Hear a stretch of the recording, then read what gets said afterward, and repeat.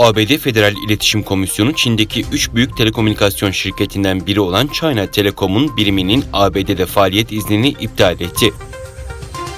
Amerikan CNN televizyonu NBA yıldızı olarak tanıttığı Enes Kanter'le yaptığı bir mülakatı yayınladı. Mülakatta Kanter, Çin'e yönelik Uygur Türklerine yaptığı zulümler nedeniyle yaptığı eleştirileri artırarak Çin'de üretim yapan ayakkabı firması Nike'a bu adaletsizliklere karşı mücadele etmesi çağrısında bulundu. Kanter, Nike'ın Çin'e karşı konuşmaktan korktuğunu ve Pekin'in Uygurlara yönelik muamelesini protesto etmek için modern zaman köleliği sloganlarının yazılı olduğu ayakkabılarla maçlara çıktığını belirtti. Çin, Amerika Birleşik Devletleri Dışişleri Bakanı Antony Blinken'ın Tayvan'ın Birleşmiş Milletler'e katılımı için çağrıda bulunmasına sert tepki göstererek Tayvan'ın Çin'in bir parçası olduğunu hatırlattı.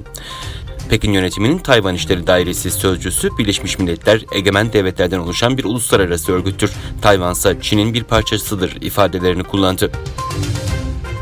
Çin'de emlak devi Evergrande'ın iflasa sürüklenmesiyle başlayan endişe diğer sektörlere yayılıyor. Ekonomik sıkıntılar şimdi de Çin Futbol Ligi'nde etkisini sürdürüyor.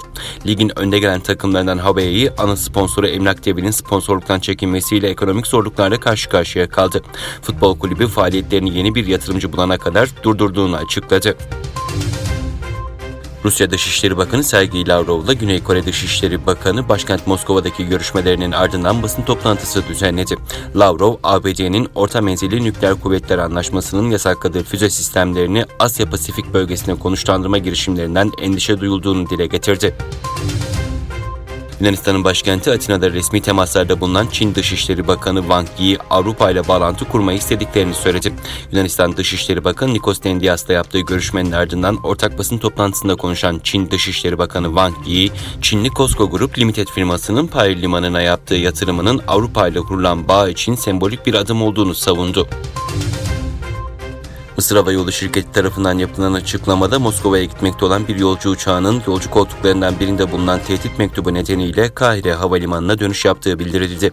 Yolcu uçağı tehdit bilgisinin yanlış olduğunu ve herhangi bir güvenlik tehdidi bulunmadığını teyit ettikten sonra Kahire Uluslararası Havalimanı'ndan tekrar havalandı.